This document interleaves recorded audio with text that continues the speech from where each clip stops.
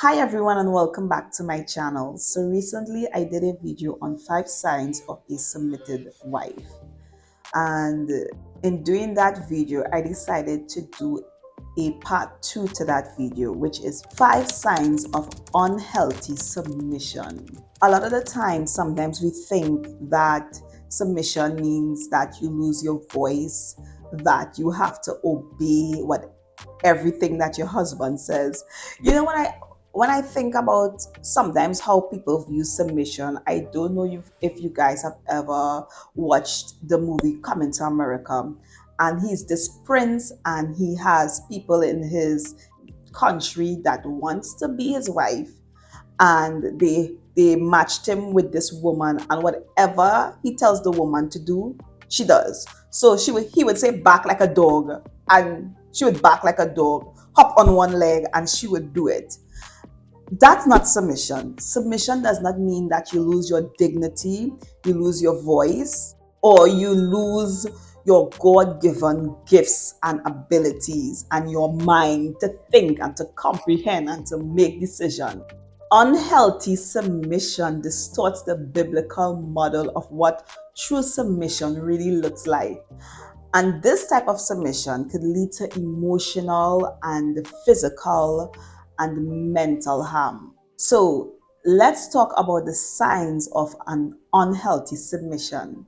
If you're new to my channel, hi, welcome. My name is Lois Raymond, and on this channel, I'm all about helping and serving you navigate and blossom through life as a godly wife, woman, and mother.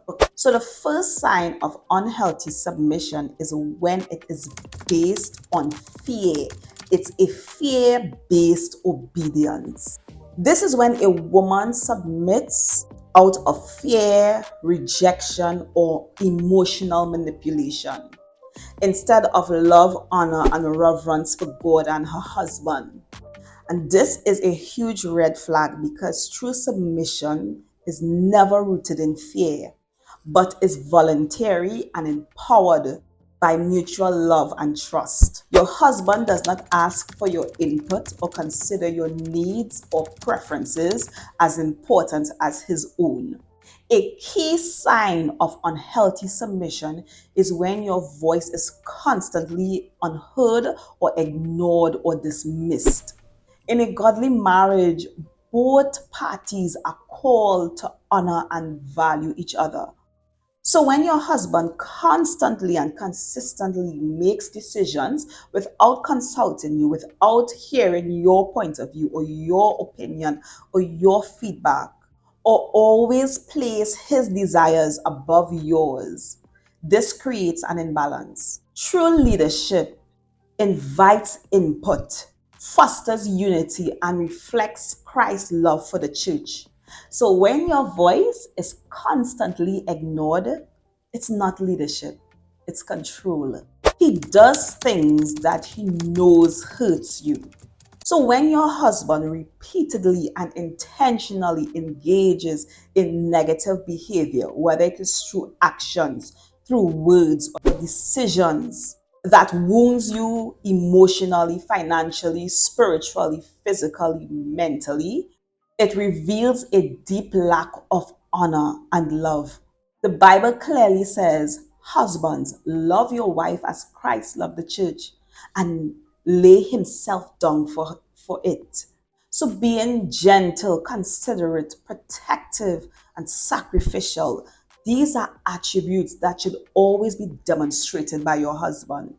It should not cause pain or harm and then justify it as headship or leadership. He uses submission as a way to control you. So he uses submission as a word or as a term to shut you up, shut you down, manipulate you, or control you. So he might say things as, I'm the man, so you have to listen to me. I am wearing the pants in this relationship. Or he might say, submit to me or else. Or if you had listened to me, if you had submit to me, things would have been better. This is a major sign of unhealthy submission. When a husband weaponizes the scripture to exert dominance or to control his wife or even to silence her. Biblical submission is not forced compliance or silence. Submission is not a trump card that a man should pull out whenever he can't have his way or he wants his way or whenever he's opposed.